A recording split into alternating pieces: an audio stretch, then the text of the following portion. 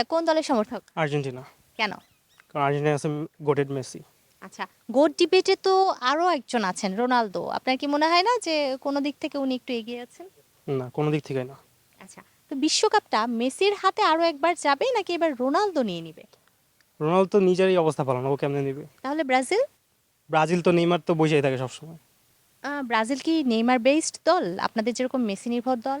আমরা যে নির্ভর দল হয়ে আমরা তো জিতছি, যে নির্ভর দল করি ওরা না তো কেন? জিতছে। ওরা জিতছে তো আমরা দেখিনি জন্মের মধ্যে। আচ্ছা, একটু জানতে চাই ভাইয়া, আপনি কোন দলের সমর্থক? ব্রাজিল। তা আপনি এই কথার সাথে কি একমত হবেন যে জন্মের পর তো কাপ দেখেননি? জন্মের পর কাপ না দেখলেও জন্মের পর তো বিশ্বকাপ শুরু হয় নাই, বিশ্বকাপটা অনেক আগে থেকেই শুরু হয়েছে। সো হিসাবটা সেখান থেকেই করতে হবে।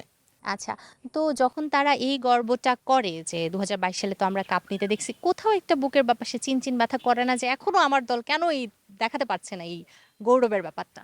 হ্যাঁ, সত্যি কথা বললে একটু করে, তবে আমরা এবার আশাবাদী যে 26 সালের কাপ আমরাই নেব। ওরা তো আচ্ছা। প্রত্যেকবারই আশাবাদী থাকে। আপনারাও তো 36 বছর অপেক্ষা করে কাপ পেয়েছিলেন। পাইছি, কিন্তু আমরা তো পাইছি, আমরা বলতে পারতেছি পাইছি, ওরা তো এখনো তারাও পায়নি। হয়তো বা 36 বছর পর পাবে, মাত্র 24 বছর গেল। আমার মনে হয় না। আপনার তাও মনে হয় না? আর তারও তো দাবি করছে এই বছরই নিয়ে নিবে। তারা তো টিমের সাথে জিততেই কষ্ট হয়ে যায় তাদের। আচ্ছা, আপনাদের জাপানের সাথে জিততেও কষ্ট হয়ে যাচ্ছিল কেন? এটাকে ঠিক কষ্ট বলা যায় না, এটাই খেলা। মানে একদম যদি আমরা খেলা শুরু থেকেই মনে করি যে আমরা জিতে যাব, তাহলে তো আনন্দটা আমরা ঠিক পাই না। এই যে একটা ভয়, একটা উৎকণ্ঠা, এখানেই আমাদের আনন্দটা। কি মনে হয় আনন্দটা কি আসলে এখানেই? না, আসলে আমরা আনন্দটা একটু কমই, কারণ আমরা আগে থেকে জানি তো জিতবো, এই জন্য খুব একটা এক্সপেরিমেন্ট কাজ করে না যে হারবো নাকি জিতবো। আচ্ছা, কনফিডেন্সের পারদ এবারও তুঙ্গে। আমি পরের জনের কাছে যেতে চাই। ভাইয়া কোন দলের সমর্থক? আমি হচ্ছে জার্মান সমর্থক ছিলাম আর কি, এখন তো আমরা ভাষা চলে গেছি, আগে আমার কিছু বলার নাই আর কি। তা আপনারা তো ব্রাজিলকে 2014 সালে 7 গোল খাইয়ে একটা 7 আপের যাত্রা শুরু করে দিলেন, ঠিক না? তো এখন নিজেরাই আগে আগে বাড়ি চলে গেলেন, প্যারাগুয়ের মতো একটা দল আপনাদের হারিয়ে দিল। মানে ব্যাপারটা কেমন লাগে? এটা ধরেন খেলার মধ্যে হার জিত থাকবেই। একটু পরের জনের কাছে যাই। ভাইয়া কোন দলের সমর্থক? জি আপু, ব্রাজিল। বিশ্বকাপের অবস্থাটা কি? বর্তমান বিশ্বকাপের কথা বলতে গেলে যখন প্রথম ম্যাচ শুরু হয় এখন থেকে জাপান পর্যন্ত যতগুলো ম্যাচ হয়েছে সবগুলো ম্যাচে কিন্তু ডমিনেট করে দিচ্ছি। এবং প্রথম আপনার কি ম্যাচটা তাই মনে হয়? প্রথম ম্যাচে কিন্তু আপনারা ড্র করেছিলেন প্রথম মরক্কোর সাথে। আপনি এটা চিন্তা করেন, আমরা হচ্ছে ওই সময় ব্রাজিলের র্যাঙ্কিং ছিল 6 এবং মরক্কোর র্যাঙ্কিং ছিল 7। তো টপ 10-এর দলের সাথে আমরা তো ড্র করাটাই অনেক কিছু এখন আচ্ছা, আমাদের আপনার এই প্রশ্ন থেকে আসি। ব্যাপারটা ভালো যে খুবই কাছাকাছি র্যাঙ্কিং এবং খুব ভালো একটা দল ভালো মরক্কো। ধল অনেক। হ্যাঁ, তো সেক্ষেত্রে আপনারা যখন হাইতির সাথে জিতলেন 83 নম্বর জি, র্যাঙ্কিং, তখন জি। এত উল্লাস কিভাবে করেন? সে তো অনেক পেছনের দল। বিশ্বকাপ কিন্তু হাইতি বলেন, 83 বলেন, 81 বলেন, সবাই কিন্তু সমান যোগ্যতা নিয়ে সেখানে এইটাই তো 48টা দল প্রশ্ন আছে যে এখানে। যখন 83 নম্বর দলের সাথে করেন তখন বলেন বিশ্বকাপের সব দলই সমান। জি। আবার আর্জেন্টিনা যখন কেপ ভার্দের সাথে খেলা পড়ে তখন আপনারা বলেন এটা তো খুব দূরের দেখুন, একটা এখানে র্যাঙ্কিং এর দল, জিতা তো পসিবল দেখুন ছিল। এখানে সব ব্রাজিলের সব সমর্থক কিন্তু এটা বোঝে না যে ভালো দল কোনটা, কোনটা 81 কোনটা 48 টিমের দল। বিশ্বকাপ যারা খেলে তারা মোটামুটি সবাই ভালো দল। তো এখানে কেপ ভার্দেও ভালো দল। কেপ ভার্দের আমরা যে প্রিভিয়াস যে পারফরমেন্সগুলো দেখি খুবই সেখানে ভালো হচ্ছে খেলেছে।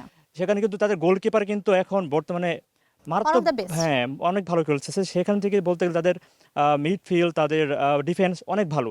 তো সেখান থেকে কেপ ভার্দে থেকে আমরা যেহেতু আবার রাউন্ড অফ 32 এ উঠছে, সেখানে অবশ্যই এটা ভালো দল এবং আর্জেন্টিনাকে তারা রুখে দেওয়ার মতো ক্ষমতা রাখে। একেবারেই সত্যি কথা। সত্যি কথা। আমরা পরের জনের কাছে যাব। আপু কোন দলের সমর্থক? ব্রাজিল। তো বন্ধুদের মধ্যে তো ব্রাজিল আর্জেন্টিনা দুই দলের সমর্থকই রয়েছে। আপনার কাছে কি মনে হয় আপনার বন্ধুদের রেশিওতে কোন দলের সমর্থক বেশি? আসলে আর্জেন্টিনা সমর্থক হচ্ছে গিয়ে এখন, মানে আমি বলবো পুরাটাই হচ্ছে মেসি কেন্দ্রিক। হ্যাঁ, অবশ্যই মেসি খুবই ভালো মানের একজন তারকা বা প্লেয়ার। তো মানে মেসিকে শুধু যে আর্জেন্টাইনরা পছন্দ করে এরকম না, সবাই বা করে। সবাই পছন্দ করে। কিন্তু আসলে এটা দেখার বিষয় যে মেসি যখন থাকবে না তখন আসলে আর্জেন্টিনার ফ্যান বেস কি এরকমই থাকে? প্রশ্নটা আসলে ভ্যালিড একটা প্রশ্ন। পরের জনের কাছে চলে যাই। আপনি কোন দলের সমর্থক আপু? ব্রাজিল। ব্রাজিলের সমর্থক। একটু জানতে চাই কেন?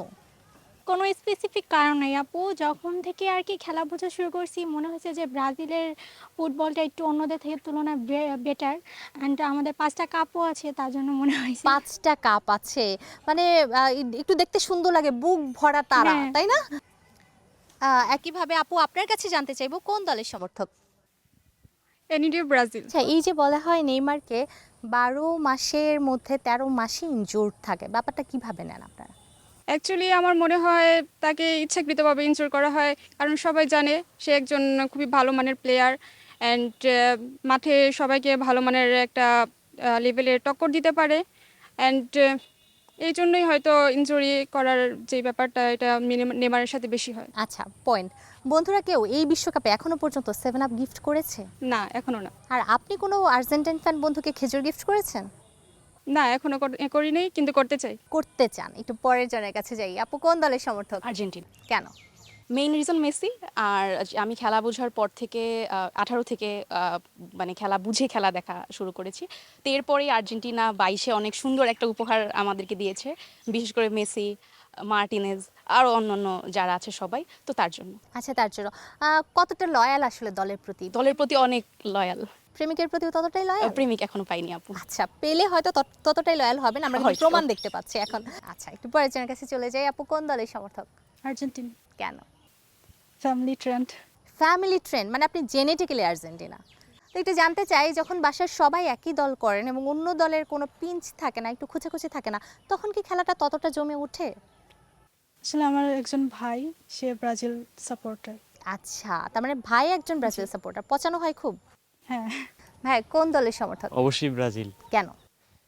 আমি হচ্ছে ব্রাজিলের 5 স্টার, আর্জেন্টিনার 3 স্টার, এই যুক্তিগুলোতে যাব না, এগুলো ব্যাকডেটেড হয়ে গেছে।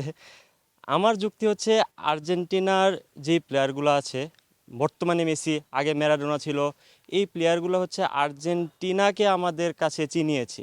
আচ্ছা, আর ব্রাজিলের যেই প্লেয়ারগুলো পেলে থেকে শুরু করলে রিভালদো, কাকা, তারপরে হচ্ছে রোনালদিনহো থেকে বর্তমান নেইমার পর্যন্ত, তারা ফুটবলটাকে পুরো বিশ্বের সামনে চিনিয়েছে।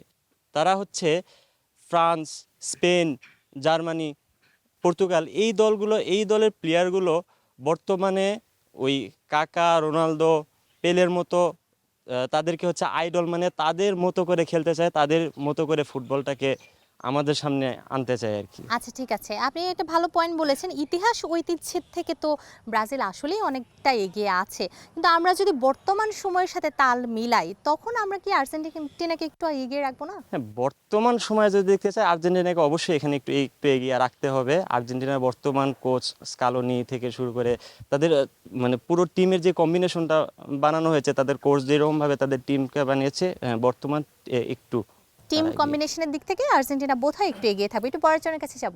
ভাই কোন দলের সমর্থক? আর্জেন্টিনা। এই বিশ্বকাপে আর্জেন্টিনার কোন প্লেয়ারকে আপনি মিস করছেন যে খেলছে না? ডিমারিয়া। আরো একজন আছেন, বলেন তো কে? দিবালা। হ্যাঁ, একেবারেই তাই। বিশ্বকাপটা কি আপনারা নিচ্ছেন নাকি ব্রাজিলকে পাস করে দিচ্ছেন? না, ব্রাজিলের ওরকম কোনো চান্স দেখছি না এবারে। চান্সই দেখছেন না আপনি? না, আশা রাখবো এবারেও মেসির হাত ধরেই বিশ্বকাপ আমরাই নিব। একটু পাস করে দিই। এই তর্ক বিতর্ক তো চলতেই থাকবে।